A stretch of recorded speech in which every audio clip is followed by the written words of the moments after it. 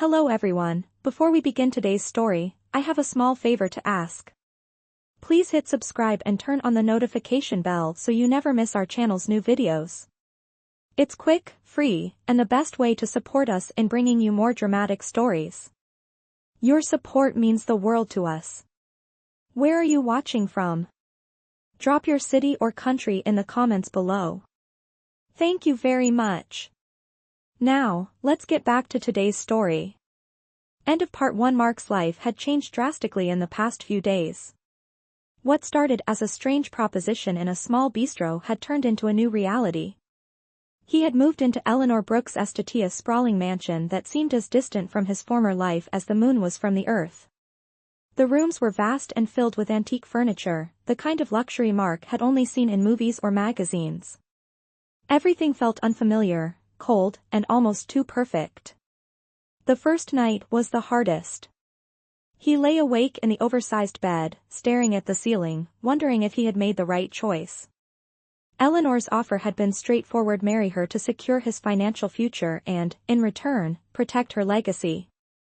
But now, alone in the silence of his new home, Mark began to question the cost of his decision. The next morning, the mansion felt even more daunting. Mark had grown up in a modest apartment with his mother, where the walls felt closer and the conversations were always personal and real. Here, the space felt empty, distant. He had met Eleanor's lawyer the night before, a man named Roger, who explained the finer details of the arrangement: legal papers, contracts, and signatures. It was all business, and yet there was an unsettling emptiness in it all. Eleanor, however, seemed unaffected. She had walked him through the mansion, showing him the guest quarters that would now be his, but she never spoke much about the arrangement. She was cold, businesslike. He couldn't tell if she was still just a stranger to him or if she was someone trying to keep her distance.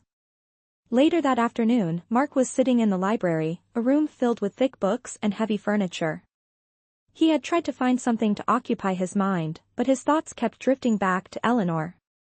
What was she really like? Why did she want this arrangement? She had mentioned her loneliness, but how much of that was true? The more he thought about it, the more questions piled up.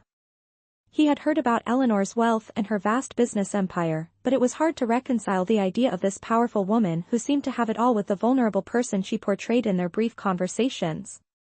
Just then, Eleanor appeared in the doorway, her presence as commanding as ever. "Mark," she said, her tone even but with a hint of something Mark couldn't quite place. "I'd like to talk. It's important."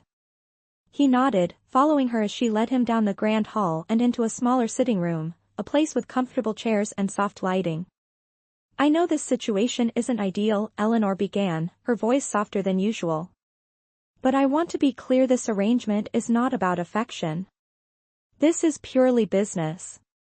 I don't want you to feel trapped, but you do need to understand the importance of what we're doing here."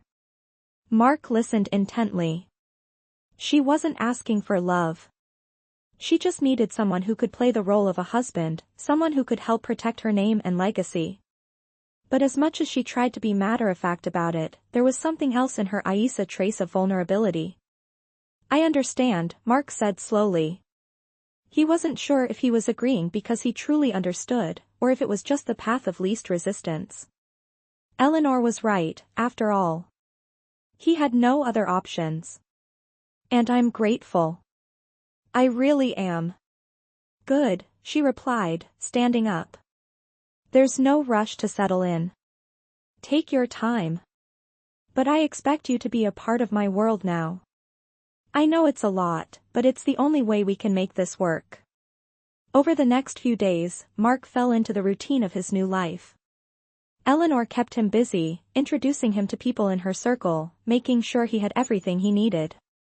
He attended meetings, dinners, and social events with her, all the while struggling to fit into a world that felt foreign to him. He couldn't help but notice the strange way he was starting to look at Eleanor, something he hadn't expected at all. The cold, calculating woman who had offered him a deal had slowly begun to soften in his eyes. There were moments when her stern facade slipped, revealing a woman who was more alone than she cared to admit, and there were fleeting glances, small gestures, that made him think just maybe there was more